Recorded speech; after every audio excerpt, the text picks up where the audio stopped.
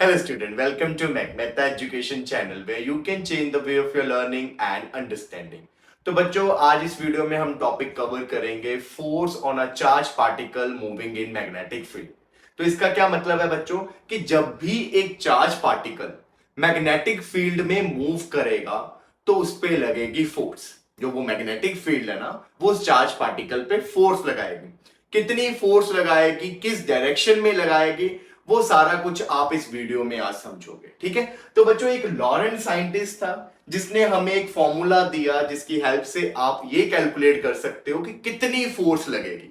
तो वो आज हम शुरू करते हैं। पहले तो देखो टॉपिक का नाम force on a moving charge in magnetic field. यहां पे देखो मैंने 3 कोऑर्डिनेट एक्सिस बनाई है। This is X axis, this is Y axis और ये ऊपर की तरफ क्या है, जेड एक्सिस।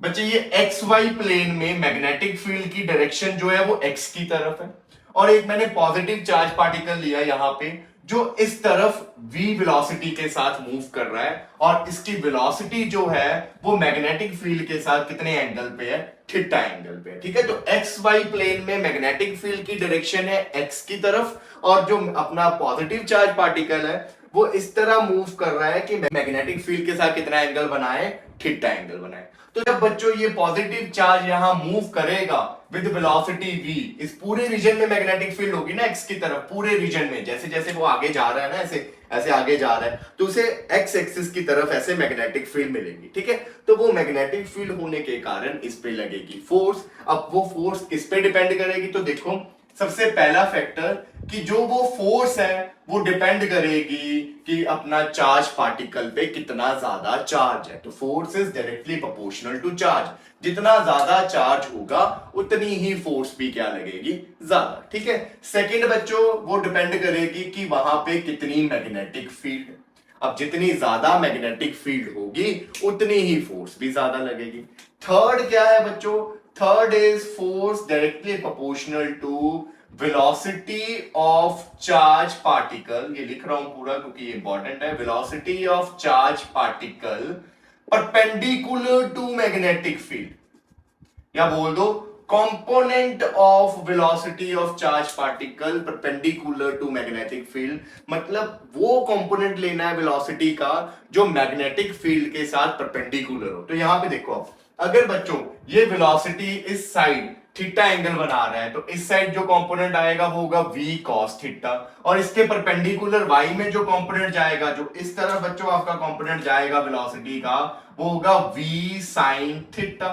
और यही तो कंपोनेंट है जो मैग्नेटिक फील्ड के क्या होएगा, परपेंडिकुलर, क्योंकि मैग्नेटिक फील्ड x में है और ये किस में, y में। तो इसका मतलब जो आपकी फोर्स होगी वो v sin थीटा के डायरेक्टली प्रोपोर्शनल होगी। ठीक है बच्चों, अगर आप इन सभी को कंबाइन करो तो आपके पास आएगा Q V B sine theta. यहां पे आप डायरेक्टली प्रोपोर्शनल का साइन हटा के कांस्टेंट आएगा के, और अगर हम डायमेंशनल एनालिसिस से देखें तो इस के की वैल्यू जो है उसको 1 लिया जाता है, के को 1 माना जाता है यहाँ पे। तो फॉर्मूला क्या बन गया, Q V B sine theta. तो दिस इज द फॉर्मूला जिसकी हेल्प से आप ये निकाल सकते हो कि एक चार्ज पार्टिकल जो मैग्नेटिक फील्ड में मूव कर रहा है उस पर कितनी फोर्स लगेगी, Q V B sine theta.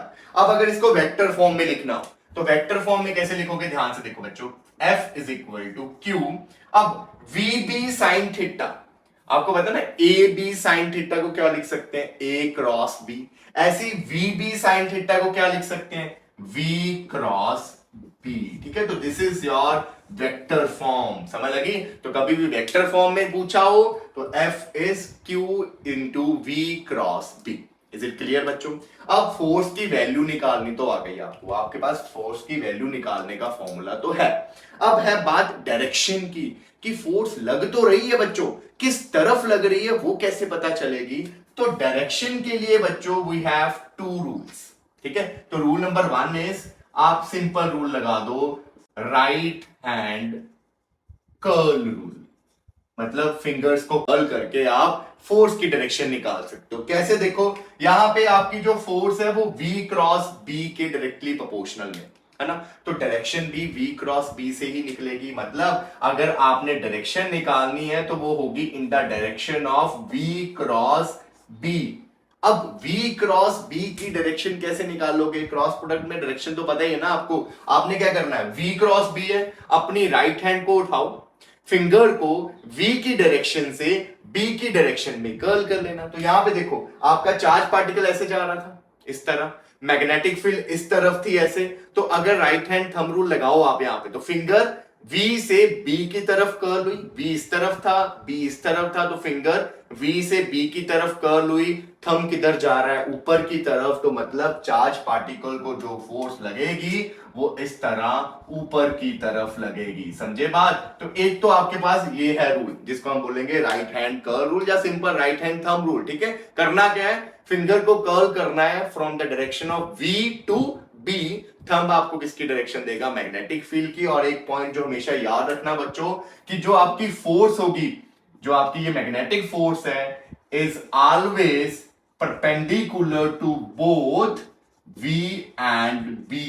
क्योंकि आपको पता ही है बच्चों, जब भी आप A क्रॉस B करते हो तो जो भी आंसर आता है वो A के भी परपेंडिकुलर होता है और B के भी परपेंडिकुलर होता है। और यहां पे भी जो आपकी फोर्स है ये इसके क्रॉस प्रोडक्ट पे डिपेंड कर रहा है ना। चार्ज तो स्केलर क्वांटिटी है, ये इसके क्रॉस प्रोडक्ट पे डिपेंड कर रहा है। तो फोर्स की डायरेक्शन V और B दोनों के ही क्या होगा बच्चों? परपेंडिकुलर होगा। समझे बात? ऊपर की तरफ परपेंडिकुलर है या नीचे के, उसके लिए आपके पास कौन सा रूल है? अब right hand curl. Is it clear बच्चों? अब एक और रूल भी है आपके पास जो आप 10th में भी पढ़ के आओ थोड़ा थोड़ा।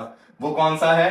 Fleming left hand rule. कौन सा rule? Fleming left hand rule. ध्यान देना, लेफ्ट हैंड है, राइट हैंड मत लगा देना। ठीक है, अब इस रूल को समझो। इस रूल में क्या होता है बच्चों, यहां पे पिक्चर भी शो हो रही होगी बच्चों। आपने क्या करना है, लेफ्ट हैंड उठाना है अपना इस तरह, थंब ऊपर, ये मैग्नेटिक फील्ड और ये आपकी वेलोसिटी। ठीक है, थंब ऊपर, ये मैग्नेटिक फील्ड, ये वेलोसिटी। नहीं याद, फादर मदर चाइल्ड, फादर की top priority, mother then child. ठीक है, तो force mother M for magnetic field, child उससे क्या आ गया? चार्ज की डायरेक्शन आ गई। ठीक है, तो अब आपने क्या करना है बच्चों, अपने लेफ्ट हैंड को अलाइन करना है in the direction of magnetic field and velocity. ठीक है, तो इसको अलाइन कर देना मैग्नेटिक फील्ड की डायरेक्शन में। अब देखो ध्यान से, अब यहां दोबारा देखो, यहां पे मैग्नेटिक फील्ड इस तरफ थी, तो ये मैग्नेटिक फील्ड मैंने इस तरफ अलाइन कर दी। चार्ज कहां जा रहा था? इस तरफ जा रहा था, तो इसको थोड़ा सा मैंने इधर कर दिया ऐसे। ये मैग्नेटिक फील्ड, ये आपका चार्ज, थंब किधर जा रहा है? ऊपर की तरफ, तो फोर्स किधर लगेगी? ऊपर की तरफ। तो फ्लेमिंग लेफ्ट हैंड रूल से भी आप क्या है, डायरेक्शन को निकाल सकते हो। बस क्या करना है, इसको अलाइन करना है in the direction of magnetic field और इसको अलाइन करना है in the direction of velocity. Thumb आपको क्या देगा? फोर्स की direction. Fleming left hand rule लगाना थोड़ा मुश्किल हो जाता है, थोड़ा ऐसे फिंगर्स को कर्ल करना ना किसी सिचुएशन में बड़ा मुश्किल हो जाता है। ठीक है, तो मैं जहां भी न्यूमेरिकल करूंगा, जहां पे भी डायरेक्शन की जरूरत पड़ेगी, मैं इसको भी अप्लाई करके दिखाऊंगा आपको और फ्लेमिंग लेफ्ट हैंड को भी अप्लाई करना दिखाऊंगा आपको। दोनों में से जो आपको इजी लगेगा वो आप यूज कर लिया करना। ठीक है बच्चों, अब एक और पॉइंट जो बच्चों यहां पे ध्यान रखना है आपने, कि अगर नेगेटिव चार्ज हुआ, कौन सा चार्ज? नेगेटिव चार्ज हुआ बच्चों, तो फोर्स की डायरेक्शन जो है वो क्या हो जाती है? रिवर्स हो जाती है। क्यों? क्योंकि देखो, जैसे ही आप चार्ज में वैल्यू फिल करोगे तो नेगेटिव चार्ज की वैल्यू माइनस में आएगी और माइनस में आने के कारण फोर्स नेगेटिव आ जाएगा। फोर्स नेगेटिव का मतलब क्या है? उसकी डायरेक्शन रिवर्स हो जाएगी। तो अब कभी भी नेगेटिव चार्ज आया, कौन होगा नेगेटिव चार्ज? इलेक्ट्रॉन ही होगा। तो अगर कभी भी क्वेश्चन इलेक्ट्रॉन का हुआ बच्चों, तो आपने फोर्स को निकालते वक्त जो रूल यूज करने हैं होंगे तो यही रूल, बस अपने हैंड बदल देने हैं। यहां पे अगर राइट हैंड कर्ल रूल है तो वहां पे आप लेफ्ट हैंड कर्ल रूल लगाना। यहां पे अगर फ्लेमिंग लेफ्ट हैंड रूल है तो वहां पे आप फ्लेमिंग राइट हैंड रूल लगा देना, नथिंग एल्स, क्योंकि डायरेक्शन बदलनी है और कुछ नहीं है। यहां सेम ही रूल लगा देना, जो आंसर आएगा उसके ऑपोजिट डायरेक्शन कर देना। जैसे अगर आपका आंसर अपवर्ड आया फोर्स की डायरेक्शन, तो नेगेटिव है तो आप डाउनवर्ड कर देना। अगर आप यही रूल लगा रहे हो, राइट हैंड रूल या फ्लेमिंग लेफ्ट हैंड रूल। अगर आप कहते हो कि सीधे ही आंसर चाहिए मुझे, तो नेगेटिव चार्ज कहीं पे भी हुआ तो अपना हैंड रिवर्स कर देना, राइट हैंड की जगह लेफ्ट हैंड कर्ल रूल लगा देना और लेफ्ट हैंड फ्लेमिंग रूल की जगह राइट हैंड फ्लेमिंग रूल लगा देना। ठीक है, तो ये बड़ा इंपॉर्टेंट पॉइंट है, ये माइंड से स्किप हो जाता है, तो इसको नोट करके जरूर साइड पे मेंशन कर लेना। ठीक है बच्चों, अब कुछ स्पेशल केसेस की तरफ बढ़ते हैं बच्चों। केस 1 है, इफ V0 मतलब अगर आपके चार्ज पार्टिकल की वेलोसिटी जीरो हो गई तो मतलब वो स्टेशनरी होगा, वो मूव नहीं करेगा। और अगर v जीरो हो गई बच्चों तो फोर्स भी कितनी हो जाएगी, जीरो। इसका मतलब एक स्टेशनरी चार्ज पे मैग्नेटिक फील्ड फोर्स नहीं लगाता, अगर चार्ज मूव करेगा तभी उस पे क्या लगेगी, फोर्स लगेगी। ठीक है बच्चों। अब सेकंड है बच्चों, इफ थीटा इज जीरो और 180। जीरो और 180 का मतलब क्या है, देखो अगर चार्ज पार्टिकल मैग्नेटिक फील्ड की डायरेक्शन में मूव करेगा तो थीटा जीरो हो जाएगा, क्योंकि थीटा क्या था, वेलोसिटी और मैग्नेटिक फील्ड के बीच का एंगल। अगर दोनों एक ही डायरेक्शन में होंगे तो थीटा जीरो हो गया। और अगर सपोज करो इनकी डायरेक्शन ऑपोजिट हो गई, मैग्नेटिक फील्ड की डायरेक्शन इस तरफ है और चार्ज पार्टिकल इस तरफ आ रहा है, दोनों की डायरेक्शन ऑपोजिट है, तो थीटा कितना हो जाएगा, 180।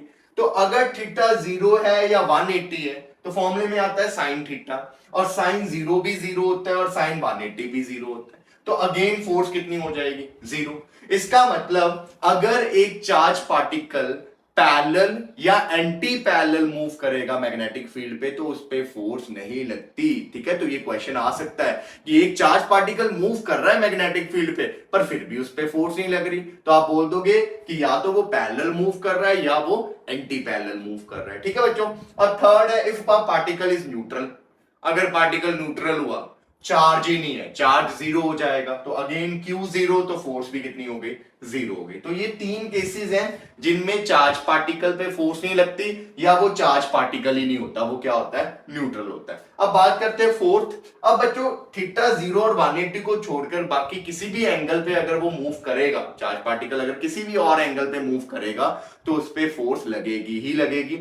हाँ, उनमें से अगर थीटा हो गया 90 तो थीटा 90 के केस में जो फोर्स लगती है वो मैक्सिमम हो जाती है, क्योंकि आपको पता है साइन 90 क्या होता है, 1। साइन की मैक्सिमम वैल्यू कब आती है, जब 90 होता है। ठीक है, तो जब वो 90 डिग्री पे मूव करेगा, मतलब परपेंडिकुलर, मैग्नेटिक फील्ड इस तरफ वो इस तरफ मूव कर रहा है, तो परपेंडिकुलर हुए तो फोर्स मैक्सिमम होगी, कितनी होगी, QVB। ठीक है बच्चों, तो ये 4 केसेस हैं जिसके बारे में आपको पता होना चाहिए। ठीक है, अब हम करते हैं कुछ numerical problems. Now look at this question बच्चों, a proton is moving northwards with velocity 3 into 10 raised to power 7 metre पर सेकेंड। तो आपको क्वेश्चन में एक प्रोटॉन दिया है, कितनी वेलोसिटी के साथ मूव कर रहा है, 3 into 10 raised to power 7 metre पर सेकेंड। किस तरफ, नॉर्थ की तरफ जा रहा है। In a uniform magnetic field of 10 tesla, वहां पे मैग्नेटिक फील्ड भी है 10 टेस्ला की, किस डायरेक्शन में, ईस्टवर्ड। तो बताओ कितनी फोर्स लगेगी, मैग्नीट्यूड एंड डायरेक्शन दोनों पूछिए, फोर्स की वैल्यू भी और डायरेक्शन भी, कि प्रोटॉन पे कितनी फोर्स लगेगी और किस तरफ लगेगी। तो उसके लिए देखो पहले तो डायरेक्शंस को बना देते हैं। आपको पता है डायरेक्शन क्या होती है, east, west, north and south, इस तरह होती है। अब उसने क्या बोला कि चार्ज पार्टिकल नॉर्थ की तरफ जा रहा है, तो यहां से चार्ज पार्टिकल की वेलोसिटी की डायरेक्शन हो गई नॉर्थ की तरफ। वहीं बात करें मैग्नेटिक फील्ड तो वो ईस्ट की तरफ है, तो मैग्नेटिक फील्ड इस तरफ, ईस्ट की तरफ। ठीक है, दोनों के बीच का एंगल 90 डिग्री। तो लगा दो फॉर्मूला, क्या था formula, F is Q V B sine of theta. Charge कितना होता है प्रोटॉन पे, 1.6 into 10 raise to power -19, velocity 3 into 10 raise to power 7, magnetic field 10 और साइन ऑफ 90 आ गया। ठीक है बच्चों, अब उसके बाद यहाँ पे 1.6 इंटू 3 मल्टीप्लाई में हो जाएगा तो ये बन गया 4.8, यहाँ पे 10 रेज़ टू पावर -19, ये 7 और ये 1 8 हो गया, तो प्लस में आ गया यहाँ पे 8, साइन 90 इज 1, तो 4.8 into 10 raise to power -11 newton. तो इतनी फोर्स लगेगी प्रोटॉन पे। अब रही बात डायरेक्शन की, तो डायरेक्शन के लिए बच्चे हम यूज करेंगे राइट हैंड थंब रूल। तो आप क्या करोगे, प्रोटॉन है क्योंकि पॉजिटिव चार्ज है तो सीधे ही लग जाएगा। आप ध्यान देना, वेलोसिटी से मैग्नेटिक फील्ड की तरफ आपने फिंगर को कर्ल करना है, तो वेलोसिटी इस तरफ, मैग्नेटिक फील्ड इस तरफ, फिंगर कर्ल हुई वेलोसिटी से मैग्नेटिक फील्ड की तरफ, तो थंब किधर जा रहा है बच्चों, अंदर की तरफ। तो इसका मतलब फोर्स की डायरेक्शन क्या होगी आपकी, इनवर्ड्स, अंदर की तरफ होगी, and perpendicular to plane of, मेरा तो व्हाइट बोर्ड है, आपका क्या होगा, पेपर होगा। ठीक है, तो इनवर्ड है और perpendicular to the plane of paper. Is it clear बच्चों। अब अगर इसी क्वेश्चन में छोटा सा कर देते ट्विस्ट, प्रोटॉन की जगह मैं लिख देता यहाँ पे इलेक्ट्रॉन, यहां पे भी आपको मैं बोल देता कि इलेक्ट्रॉन पे बताओ कितनी फोर्स है, फिर क्या आता आंसर। तो बच्चों वैल्यू तो सेम रहती, क्यों, अब क्योंकि वैल्यू में चार्ज जो आता है वो इलेक्ट्रॉन का भी सेम होता है 1.6 इंटू 10⁻⁻19 और प्रोटॉन का भी सेम होता है। तो चार्ज तो सेम है, बस नेगेटिव आएगा। नेगेटिव से क्या बोला था मैंने, डायरेक्शन बदल जाती है। तो फोर्स की वैल्यू सेम रहेगी, डायरेक्शन बदल जाएगी। अब डायरेक्शन के लिए मैंने आपको क्या बोला था कि अगर नेगेटिव चार्ज है तो फोर्स की डायरेक्शन रिवर्स हो जाएगी। अगर आपने सेम रूल लगाना है तो रिवर्स हो जाएगी। राइट हैंड से देखना है, प्रोटॉन की इनवर्ड थी तो इलेक्ट्रॉन की आउटवर्ड हो जाएगी। अदरवाइज आप क्या कर सकते हो, आप राइट हैंड थंब रूल की जगह इलेक्ट्रॉन के लिए लेफ्ट हैंड थंब रूल लगा दो। तो फिंगर को कर्ल किया नॉर्थ से ईस्ट की तरफ, वी से बी की तरफ, थंब आपकी तरफ आ रहा है, तो इलेक्ट्रॉन के केस में क्या होती direction, outwards and perpendicular to plane of paper. Is it clear बच्चों? अब अगर बच्चों आप प्रोटॉन के क्वेश्चन में फ्लेमिंग लेफ्ट हैंड लगाते तो फिर भी डायरेक्शन यही आती। राइट हैंड से तो बहुत इजी हो गया ना, बी से बी की तरफ कर्ल किया और थंब अंदर चला गया। अगर फ्लेमिंग लेफ्ट हैंड रूल लगाते तो देखो, ये थी आपकी मैग्नेटिक फील्ड, तो ये मैग्नेटिक फील्ड इस तरफ आ गई। ये आपकी थी किसकी डायरेक्शन, वेलोसिटी की, ये आ गई ऊपर की तरफ, है ना। मैग्नेटिक फील्ड इधर, वेलोसिटी ऊपर, थंब किधर जा रहा है, अंदर की तरफ। तो इस केस में भी आपका प्रोटॉन पे जो फोर्स की डायरेक्शन है वो क्या है, अंदर की तरफ। पर ये थोड़ा घुमाना फिराना बड़ा मुश्किल हो जाता है, तो इसलिए मुझे तो जो है राइट हैंड थंब रूल लगाना ही बेस्ट लगता है। ठीक है, तो सिंपल फिंगर्स को कर्ल करो, ध्यान देना बी से बी की तरफ कर्ल करना है। ठीक है, तो थंब जिधर होगा वो देगा आपको डायरेक्शन। इज इट क्लियर बच्चों? बढ़ते हैं नेक्स्ट न्यूमेरिकल की तरफ। लुक एट दिस क्वेश्चन बच्चों, a positive charge of 1.5 microcoulomb. तो क्वेश्चन में बच्चों आपको चार्ज दिया हुआ है 1.5 microcoulomb, need to convert it into coulomb. तो माइक्रोकूलम को कूलम में चेंज करने के लिए -6 के साथ मल्टीप्लाई कर दो, 10 की पावर -6 के साथ। ठीक है, स्पीड कितनी दी है आपको, with speed of 2 into 10⁻6 along positive x axis बोल रहा है इसने। मैग्नेटिक फील्ड दी हुई है आपको, देखो मैग्नेटिक फील्ड वेक्टर फॉर्म में दी है। तो अगर दोनों में से कोई एक चीज भी वेक्टर फॉर्म में दी है तो मुझे तो फॉर्मूला वेक्टर में ही लगाना पड़ेगा। तो फॉर्मूला जो है वो ये लगेगा, F is Q into V cross B। B तो वेक्टर फॉर्म में है, V को वेक्टर फॉर्म में आपको खुद लिखना पड़ेगा। तो वेलोसिटी में देखो उसने बोल तो दिया है बच्चों कि वेलोसिटी किस डायरेक्शन में, positive x axis. Positive x axis में है तो साथ में क्या लगा दोगे इसके, आई कैप, क्योंकि आई कैप क्या बताता है कि direction is along positive x axis. वहीं अगर वो बोलता नेगेटिव एक्स एक्सिस तो मैं यहां पे क्या लगाता, माइनस ऑफ आई कैप, क्योंकि नेगेटिव आई कैप क्या बताता है कि डायरेक्शन है नेगेटिव एक्स एक्सिस। तो ये भी ध्यान देना कि उसने कौन सी एक्स एक्सिस बोली है। यही अगर यहाँ वाई एक्सिस बोलता तो हम जे लगा देते, जेड एक्सिस बोलता तो हम के लगा देते। ठीक है बच्चों, तो अब तो सिंपल हो गया क्वेश्चन। अब तो वैल्यू को पुट करना है बस आपने। तो फोर्स इज Q की जगह 1.5 इंटू 10⁻⁻6, V की जगह क्या आ जाएगा, 2 इंटू 10⁻6 आई कैप क्रॉस, यहां पे आएगा आपका 0.2 जे कैप प्लस 0.4 के कैप। अब आपको क्रॉस प्रोडक्ट निकालना तो आता ही, आप इस तरह निकालते हो ना, आई जे के, यहां पे आप V की सारी वैल्यूज लिख दोगे, यहां पे आप B की सारी वैल्यू लिख दोगे। पर ऐसे तब करो जब आपके पास यहां पे भी दो से ज्यादा कंपोनेंट होते या दो भी होते कंपोनेंट, पर यहां तो सिंगल कंपोनेंट है ना। तो जब सिंगल कंपोनेंट है तो सीधा आंसर आ सकता है। कैसे, देखो ये इसके साथ मल्टीप्लाई हो जाएगा, ये आपका उसके बाद इसके साथ मल्टीप्लाई हो जाएगा। सिंपल दो दो टर्म्स है ना। तो देखो 1.5 इंटू 10⁻⁻6, अब ये नंबर को मैंने बाहर लिख दिया 2 इंटू 10⁻6। मैं सिर्फ किसको मल्टीप्लाई कर रहा हूं, आई कैप को मल्टीप्लाई कर रहा हूं, क्योंकि ये नंबर दोनों के साथ मल्टीप्लाई होना है तो बाद में कर दूंगा, इसको पहले बाहर ही लिख दिया। अब आई कैप को इसके साथ मल्टीप्लाई करने लगा हूं तो देखो ये आएगा 0.2 आई कैप क्रॉस जे कैप। आई क्रॉस जे क्या होता है बच्चों, आई क्रॉस जे के, पता है ना ये चीज। तो आगे आई था, फिर क्रॉस था, फिर जे था, तो आई क्रॉस जे के, तो यहाँ पे के आ गया। फिर प्लस ये आई अब इसके साथ मल्टीप्लाई होगा, क्योंकि ये वाली टर्म तो मैंने बाहर लिख दी, ये बाद में मल्टीप्लाई कर देना अगर करनी हो। तो आई इंटू 0.4 के, तो 0.4 तो ऐसे ही आ गया। आई क्रॉस के क्या होता है बच्चों, सिंपल देखो आई जे के, याद है ना ऐसे, आई क्रॉस जे के होता है, जे क्रॉस के आई होता है, के क्रॉस आई क्या होता है, जे।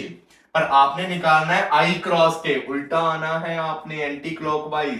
तो i cross k is equal to minus of j, तो यहां पे आएगा माइनस ऑफ जे। इसको इधर मल्टीप्लाई कर दो, 1.5 इंटू 2 इज योर 30 आएगा, बट पॉइंट है तो 0 हट जाएगा। -6 और +6 तो कैंसिल हो गया ये चीज, यहां पे आ गया आपका 0.2 के कैप माइनस 0.4 जे कैप।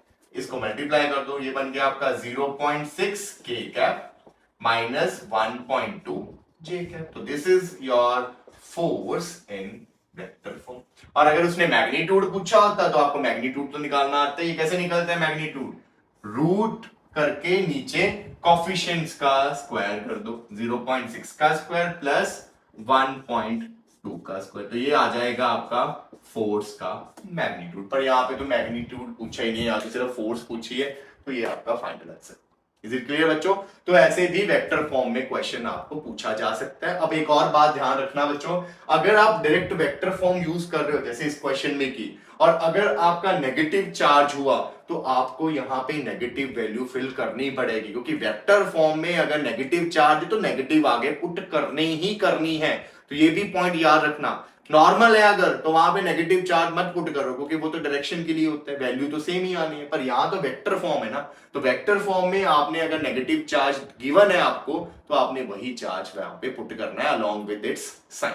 ठीक है, तो बढ़ते हैं अब नेक्स्ट क्वेश्चन की तरफ। Now look at this very important question बच्चों। यहाँ पे आपके पास एक लॉन्ग वायर है जिसमें करंट फ्लो कर रहा है ऐसे 4 एम्पियर का। इससे 0.2 मीटर के डिस्टेंस पे एक प्रोटॉन है जो इस तरफ मूव कर रहा है with the velocity of 4 into 10⁻⁶ metre पर सेकेंड। तो कहते हैं बताओ उस प्रोटॉन पे कितनी फोर्स लगेगी और किस डायरेक्शन में लगेगी। अब देखो ध्यान से समझना बच्चों, ये एक वायर है, करंट कैरिंग वायर, और आपने पढ़ा है कि करंट कैरिंग वायर क्या प्रोड्यूस करता है? Magnetic field. वो अपने चारों तरफ मैग्नेटिक फील्ड प्रोड्यूस करता है ना। तो ये करंट कैरिंग वायर जो लॉन्ग वायर, मतलब इनफाइनाइट लॉन्ग बोल दिया इसने क्वेश्चन में, तो इनफाइनाइट लॉन्ग वायर है, तो इसके कारण यहाँ पे क्या होगी? मैग्नेटिक फील्ड कितनी होगी उसके लिए आपके पास फॉर्मूला है कि magnetic field is equal to mu naught I by 2 pi R. ये फॉर्मूला होता है ना। तो म्यू नॉट की जगह क्या आ गया? 4 pi into 10⁻⁻⁷ I is your 4, यहाँ पे 2 पाई, और डिस्टेंस कितना है यहां से यहां तक का? 0.2। ये चीज आ गई बच्चों। ये 2 पाई से यहाँ पे ये पाई, ये 2 यहाँ कट गया, ठीक है, और उसके बाद ये डेसिमल हटा, यहाँ से जो 10 है वो ऊपर चला जाएगा, ये 2 से ये 2 कैंसिल, तो कितना आ गया? 4 इंटू 10⁻⁻⁶। तो ये आ गई मैग्नेटिक फील्ड। तो यहाँ पे जो मैग्नेटिक फील्ड है वो कितनी है? 4 इंटू 10⁻⁻⁶। अब बच्चों मैग्नेटिक फील्ड की डायरेक्शन भी देख लेते हैं। तो उसके लिए यू नो दैट कि करंट कैरिंग वायर की मैग्नेटिक फील्ड की डायरेक्शन कैसे देखते हैं? राइट हैंड थंब रूल से। करंट ऊपर जा रहा है तो इसकी मैग्नेटिक फील्ड ऐसे होगी सर्कुलर शेप में इस तरह। अब इस तरफ मैग्नेटिक फील्ड अंदर जा रही है, तो मतलब यहाँ पे इस प्रोटॉन पे जो मैग्नेटिक फील्ड है वो अंदर की तरफ लगेगी इस तरह, ठीक है। तो इस प्रोटॉन पे जो मैग्नेटिक फील्ड है वो इस तरह लग रही है अंदर की तरफ, और ये इस तरह नीचे की तरफ जा रहा है। तो ऑब्वियस है वहां पे मैग्नेटिक फील्ड है तो उस पे फोर्स तो लगेगी लगेगी। कितनी लगेगी उसके लिए you know the formula, F is QVB sin theta. Charge कितना है प्रोटॉन का? 1.6 इंटू 10⁻⁻⁹। V कितना है आपका? 4 इंटू 10⁻⁶। यहाँ पे B कितना है आपका? 4 इंटू 10⁻⁻⁶ साइन थीटा कितना होगा बच्चों? तो थीटा इस केस में देखो मैग्नेटिक फील्ड अंदर है, वेलोसिटी नीचे है, अंदर मैग्नेटिक फील्ड वेलोसिटी नीचे, तो कितना एंगल होगा? 90 का एंगल होगा। तो यहाँ पे साइन 90। अब 1.6 इंटू 10⁻⁻⁹, ये 4 4 16, ये कट जाएगा। साइन 90 कितना होता है? 1। अब 16 इंटू 16 कितना होता है? 256, है ना। अब डेसिमल था 1 डिजिट के पहले, तो यहाँ पे भी 1 डिजिट से पहले डेसिमल आ जाएगा, इंटू 10⁻⁻⁹, तो ये आ गया आपका आंसर। तो इतनी फोर्स लगेगी। अब डायरेक्शन बच्चों, तो डायरेक्शन के लिए कोई भी रूल लगा सकते हो आप, या तो फ्लेमिंग लेफ्ट हैंड रूल लगा दो या आप राइट हैंड थंब रूल लगा दो, क्योंकि प्रोटॉन ही है। तो अब दोनों रूल आपको यहाँ पे लगा के दिखाता हूं। सबसे पहले हम अपना राइट हैंड थंब रूल लगाते हैं। आपका राइट हैंड थंब रूल में फिंगर को कर्ल करनी होती है आपने वेलोसिटी से मैग्नेटिक फील्ड की तरफ। तो वेलोसिटी जो ये चार्ज पार्टिकल है वो नीचे जा रहा है ऐसे इस तरह, है ना, नीचे जा रहा है। आपकी जो मैग्नेटिक फील्ड है वो अंदर की तरफ ऐसे लग रही है इस तरह, ठीक है। ये मैग्नेटिक फील्ड को शो कर रहा है अंदर, ये आपको क्या शो कर रहा है? वेलोसिटी इस तरह ना, वेलोसिटी नीचे मैग्नेटिक फील्ड इधर। आपने करनी है राइट हैंड थंब रूल से फिंगर को कर्ल। तो जब फिंगर को कर्ल करोगे, देखो फिंगर इस तरफ थी, इधर से मैंने अपनी तरफ ऐसे कर्ल की क्योंकि मैग्नेटिक फील्ड अंदर की तरफ है। तो फिंगर को मैंने अपनी तरफ कर्ल की, तो थंब मेरा इस तरफ जा रहा है, तो मतलब फोर्स जो इसको लगेगी वो इस तरफ लगेगी। किस साइड हो गई ये? राइट साइड होगी। बस फिंगर को कर्ल ध्यान से करना है। वेलोसिटी नीचे थी इस तरह, वेलोसिटी नीचे थी, कर्ल उसको अंदर की तरफ करना है क्योंकि मैग्नेटिक फील्ड अंदर है, तो फिंगर कर्ल ऐसे ही होगी इस तरह अंदर की तरफ, थंब इस तरफ जा रहा था। अब अगर ये नहीं लगाना तो you have Fleming left hand rule. उसके लिए देखो ये आपका था चार्ज, चार्ज जा रहा है नीचे की तरफ ऐसे, ये थी मैग्नेटिक फील्ड अंदर है, चार्ज नीचे, मैग्नेटिक फील्ड अंदर, थंब किधर जा रहा है इस तरफ जा रहा है, तो फोर्स इस तरफ लगी। अब इस सिचुएशन में ये वाला रूल लगाना ज्यादा आपको इजी लगा, इसलिए दोनों सिखा दिए, जो आपको इजी लगता है वो लगा देना। दोबारा देख लो, वेलोसिटी नीचे थी तो इसको फिक्स कर दिया, मैग्नेटिक फील्ड अंदर थी तो इसको टर्न कर दिया, थंब इस तरफ जा रहा है तो फोर्स की डायरेक्शन हुई राइट साइड, तो यहां पे लिख दिया टूवर्ड्स राइट। इसका मतलब प्रोटॉन को जो फोर्स लगेगी वो राइट साइड की तरफ लगेगी। इज इट क्लियर बच्चों? अब बढ़ते हैं नेक्स्ट क्वेश्चन की तरफ। Now look at this question बच्चों, ये आपको नीट में पूछा गया था 21 में। अब फोर्स गिवन है आपको, चार्ज गिवन है 1 कूलम का, उसकी वेलोसिटी गिवन है, और मैग्नेटिक फील्ड में ये कुछ बी और बी नॉट गिवन है, और आपको बोला गया कि कंप्लीट एक्सप्रेशन निकालो मैग्नेटिक फील्ड का, मतलब मैग्नेटिक फील्ड की प्रॉपर वैल्यू निकाल के दो, ये बी और बी नॉट की वैल्यू निकाल के दो। तो again you have the formula कि फोर्स जो इस पे लगेगी वो किसके इक्वल होगा, F vector is Q V vector cross B vector, ये चीज होगा बच्चों।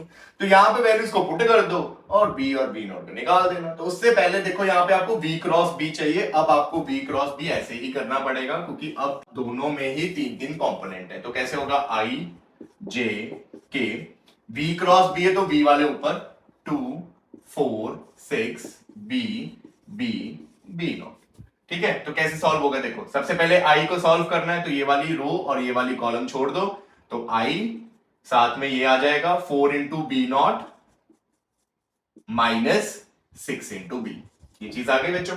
फिर माइनस होता है जे के लिए, और जे के लिए अब इसको और इसको छोड़ दोगे तो 2b6b0, ये बच जाएगा, तो 2 into B naught minus 6 into B, ये आ गया आपका जे कैप। फिर के के लिए आप ये रो और ये कॉलम छोड़ दोगे तो 2 into B 2b minus 4 into B 4b, ये आ गया आपका के कैप।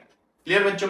अब इनकी वैल्यूज को यहां पे पुट करते हैं, तो force is your 4 I cap minus 20 J cap plus 12 के कैप, चार्ज आपका 1 कूलम था तो 1 आ गया, और v क्रॉस b की जगह ये सारा एक्सप्रेशन यहां पे आ जाएगा, तो 4b0 minus 6b i cap minus 2b0 minus 6b j cap plus ये 2b माइनस 4b कितना हो जाएगा, माइनस 2b इंटू के कैप, ये चीज होगी बच्चों। अब ये 1 ने अंदर मल्टीप्लाई होना था तो 1 नहीं रह जाएगा, तो ये ऐसे छोड़ देते हैं यहाँ पे। अब ये दो वेक्टर्स इक्वल हैं तो इसका मतलब इसका हर एक कंपोनेंट इक्वल होगा, तो आई वाले कंपोनेंट को आई वाले के साथ इक्वेट कर दो, जे वाले को जे वाले के साथ, के वाले को के वाले के साथ। अब देखो जब मैं के वाले को इक्वेट करूंगा तो minus 2b is equal to 12 आ गया, है ना, तो यहां से b कितना आ गया, माइनस 6। अब मैं आई वाले को आई वाले के साथ कर देता हूं, तो यहां से 4b0 माइनस 6b किसके इक्वल आ गया, 4 के, तो 4b0 माइनस 6, b की जगह माइनस 6 इज इक्वल टू क्या आ गया, 4, तो 4b0 माइनस माइनस हो जाएगा प्लस, 6 6 36, ये आ गया 4, यहां पे आ गए फिर अब 4b0 is equal to 4 minus 36, तो 4b0 is equal to minus 32, तो b0 कितना आ गया आपका, माइनस ऑफ 8। तो b का कंप्लीट एक्सप्रेशन क्या आ गया बच्चों, b था आपका b आई कैप तो माइनस 6 आई कैप प्लस b जे कैप तो minus of 6 J cap plus b0 k cap तो माइनस ऑफ 8 k कैप। तो this is your complete expression for magnetic field. तो ये आया था आपको नीट में, कितना इजी क्वेश्चन है ना बच्चों। तो प्रैक्टिस करते जाओ और आपको आराम से क्वेश्चन जो है हाथ से निकलते जाएंगे, ठीक है। अब बढ़ते हैं लास्ट क्वेश्चन की तरफ। बच्चों लुक एट दिस आर्टिकल, ये आपको क्वेश्चन फॉर्म में ही पूछा जाता है आर्टिकल। तो इसमें प्रूव करना होता है कि मैग्नेटिक फोर्स जो है वो चार्ज पार्टिकल के ऊपर कोई काम नहीं कर रही। तो work done by magnetic force on charge particle is 0। Force लग रही है बेशक पर वर्क डन 0 हो रहा है। अब इसको आपने प्रूव करना है तो जरा ध्यान से समझना है इसको। देखो बच्चों, अब मैं अगर आपको बोलूं कि फोर्स और वेलोसिटी, जो चार्ज पार्टिकल पे मैग्नेटिक फोर्स लग रही है और जो वेलोसिटी है उस चार्ज पार्टिकल की, अगर आप इनका डॉट प्रोडक्ट निकालो तो डॉट प्रोडक्ट का आंसर कितना आएगा, क्या होता है formula, A B cos theta, यही होता है। अब आपको पता है बच्चों कि फोर्स और वेलोसिटी दोनों एक दूसरे के साथ क्या होती हैं, परपेंडिकुलर। बताया था ना मैंने अभी कि मैग्नेटिक फोर्स जो होती है, क्या फॉर्मूला था मैग्नेटिक फोर्स का, F is Q V cross B. तो मैंने बोला था कि जो मैग्नेटिक फोर्स है वो v एंड b दोनों के क्या होती है, परपेंडिकुलर। तो फोर्स और वेलोसिटी दोनों के बीच का एंगल कितना हो जाएगा, 90। तो यहां आएगा cos 90, और cos 90 कितना होता है, 0। इसका मतलब f vector dot v vector कितना होगा, 0। ये तो सिंपल सी बात है ना बच्चों। अब शुरू करते हैं आर्टिकल को। देखो न्यूटन सेकंड लॉ के अकॉर्डिंग, न्यूटन सेकंड लॉ के अकॉर्डिंग जो फोर्स है वो किसकी इक्वल होती है, मास इनटू एक्सेलरेशन, है ना। और एक्सेलरेशन को क्या लिख सकते हो आप, dv बाय dt। तो इस फोर्स की वैल्यू को यहां पे पुट कर दो तो क्या आ जाएगा, m dv by dt dot v equal to 0। ध्यान से समझना ये आर्टिकल, कुछ चीजें हैं इसमें, कुछ स्टेप्स ऐसे हैं जो मैंने खुद करने हैं यहाँ पे, जो आपको याद करने पड़ेंगे। अब यहां पे हम क्या करेंगे, मल्टीप्लाई एंड डिवाइड बाय 2, ये कर दिया हमने। तो 2/2 n, ये बन गया आपका dv by dt dot v vector equal to 0। ये चीज आ गई। अब बच्चों देखो, क्या मैं इस स्टेप को ऐसे लिख सकता हूं, 1/2n dv vector by dt dot v vector plus dv vector by dt dot v vector equal to 0। क्या मैं ऐसे लिख सकता हूं, देखो ये n, ये 2 सच रहा, ये 2 टाइम्स बन गया dv by dt dot v, जिसको मैंने ऐड में लिख दिया, dv by dt dot v plus dv by dt dot v, क्या बन जाएगा, 2 times dv by dt dot v। तो 2 ये रहा, dv by dt dot v ये रहा। तो इस स्टेप को आप ऐसे लिख सकते हो। और उसके बाद आपको ये भी पता है कि डॉट प्रोडक्ट जो है वो कम्यूटेटिव होता है, मतलब a dot b and b dot a दोनों क्या होते हैं, इक्वल। तो अब मैं बच्चों क्या इसको ऐसे लिख सकता हूं, देखो इनको इंटरचेंज कर दूं, मतलब v को आगे लिख दूं और dv बाय dt को पीछे लिख दूं, ऐसे लिख ही सकता हूं इस तरह, क्योंकि कम्यूटेटिव है डॉट प्रोडक्ट। तो ये चीज आ गई। अब यहां पे यूज होनी है डेरिवेटिव की प्रॉपर्टी। आपने ये भी पढ़ा है कि d by dt of A B, U B formula आपने पढ़ा होगा डिफरेंशिएशन में, कि अगर प्रोडक्ट में है दो फंक्शन तो उसकी डिफरेंशिएशन कैसे होती है, पहले क्या होती है, a की डिफरेंशिएशन b एज सच, फिर उसके बाद प्लस b की डिफरेंशिएशन a एज सच। ऐसे होता है ना बच्चों। हमारे फॉर्मूले में देखो यहां पे a भी किसके इक्वल है, v के, b भी किसके इक्वल है, v के। चेक करो जरा, पहले v की डिफरेंशिएशन जो a को माना था मैंने, ये b एज सच, जो v ही है हमारा, ठीक है। फिर ये वाला v एज सच और इस वाले v की डिफरेंशिएशन, फर्स्ट फंक्शन की डिफरेंशिएशन सेकंड एज सच, फिर first function as such second की डिफरेंशिएशन। तो क्या बन गया ये, differentiation of a into b। तो मैं इसको ऐसे लिख सकता हूं 1/2m d by dt of a भी कौन है, v, और b भी कौन है, b। ये चीज आ गई। अब सेम वेक्टर्स का जब बच्चों डॉट प्रोडक्ट होता है तो वो किसके इक्वल आ जाता है, वो स्क्वायर के इक्वल आ जाता है, v vector dot v vector क्या हो जाएगा, v स्क्वायर। तो ये चीज हो गई। अब उसके बाद देखो ये हाफ और m, ये तो कांस्टेंट है, कांस्टेंट टर्म डिफरेंशिएशन से बाहर आ सकती है तो इसको अंदर भी भेज सकते हैं, तो इसको मैंने अंदर भेज दिया, d by dt of half m v square. ये चीज आ गई। और हाफ m v स्क्वायर क्या होता है बच्चों, काइनेटिक एनर्जी। तो d by dt of kinetic energy. ये चीज आ गई। इक्वल टू क्या चल रहा है, ये देखो इक्वल टू चल रहा है 0, तो इसके सभी के साइड पे इक्वल टू 0 लगाते जाना आप। तो इक्वल टू 0, तो लास्ट में ये भी क्या आ गया, इक्वल टू 0, ठीक है ना। इक्वल टू 0 चल रहा था तो इधर भी इक्वल टू 0 आएगा, इधर भी 0 0 0, तो लास्ट स्टेप ये भी इक्वल टू 0 आ गया, ठीक है। तो अब आगे देखो, लास्ट में ये आ गया था आपका कि derivative of kinetic energy with time is 0। इसका मतलब क्या है, किसी भी टर्म का डेरिवेटिव 0 कब होता है, जब वो टर्म क्या होती है, कांस्टेंट। इसका मतलब काइनेटिक एनर्जी क्या रहेगी, कांस्टेंट। मतलब क्या है इसका बच्चों, कि जब चार्ज पार्टिकल मैग्नेटिक फील्ड में मूव करेगा तो उस पे फोर्स लगेगी, पर उस फोर्स के लगने के बाद भी उसकी काइनेटिक एनर्जी क्या रहेगी, कांस्टेंट। काइनेटिक एनर्जी कांस्टेंट का मतलब क्या है, काइनेटिक एनर्जी क्या होती है, हाफ एम वी स्क्वायर। उसका मतलब क्या है कि वेलोसिटी जो है आपकी चार्ज पार्टिकल की वो क्या रहेगी, कांस्टेंट। चाहे वो मैग्नेटिक फील्ड में मूव कर रहा है, चाहे उस पे फोर्स लग रही है, पर उसकी वेलोसिटी चेंज नहीं होगी, क्योंकि किनेटिक एनर्जी क्या रहेगी, कांस्टेंट। अब बच्चों अगर किनेटिक एनर्जी कांस्टेंट है तो आपने +1 में पढ़ा है वर्क एनर्जी थ्योरम।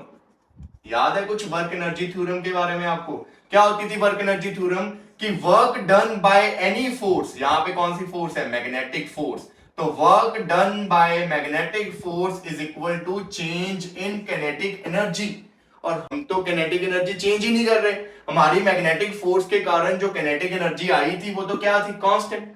तो हमारा मैग्नेटिक फोर्स के केस में चेंज इन किनेटिक एनर्जी 0 है, और अगर चेंज इन किनेटिक एनर्जी 0 है तो वर्क डन कितना हो गया, 0। इसका मतलब मैग्नेटिक फोर्स कोई काम नहीं करती। ये क्वेश्चन आता है सीधा एमसीक्यू में कि work done by magnetic force is 0, और अगर वर्क डन 0 है बच्चों तो वो फोर्स करती क्या है, वो फोर्स बच्चों चार्ज की डायरेक्शन को चेंज करता है, चार्ज की डायरेक्शन को चेंज करता है। ठीक है, तो ये चार्ज की क्या कर देगा, डायरेक्शन चेंज करेगा। समझ लगी बात? तो अगर आपसे कोई भी पूछे कि मैग्नेटिक फोर्स क्या करती है, मैग्नेटिक फोर्स जो है वो चार्ज पार्टिकल की डायरेक्शन बदल देती है, उसकी वेलोसिटी पे उसका कोई इफेक्ट नहीं होता। वो जितनी वेलोसिटी के साथ आ रहा है उतनी वेलोसिटी के साथ ही जाएगा, पर क्या होगा, डिफ्लेक्शन कर देगा। फोर्स की डायरेक्शन के अकॉर्डिंग ये चार्ज पार्टिकल या इधर चला जाएगा, या इधर चला जाएगा, या ऊपर चला जाएगा, या नीचे चला जाएगा, डायरेक्शन चेंज कर देगा, पर वेलोसिटी जो है चार्ज पार्टिकल की वो क्या रहेगी, कांस्टेंट, क्योंकि वो वर्क डन जो है मैग्नेटिक फोर्स का वो कितना आया है, 0। मैग्नेटिक फोर्स कोई काम नहीं कर रही। ठीक है बच्चों, समझ लगी? तो ये आर्टिकल आपको ऐसे पेपर्स में पूछा जाता है, डेरिवेशन इसकी आती है, तो इसको अच्छे से नोट कर लेना। ठीक है, so that's all for today. मिलेंगे आपको नेक्स्ट वीडियो में जहां पे हम पढ़ेंगे motion of charge particle in magnetic field.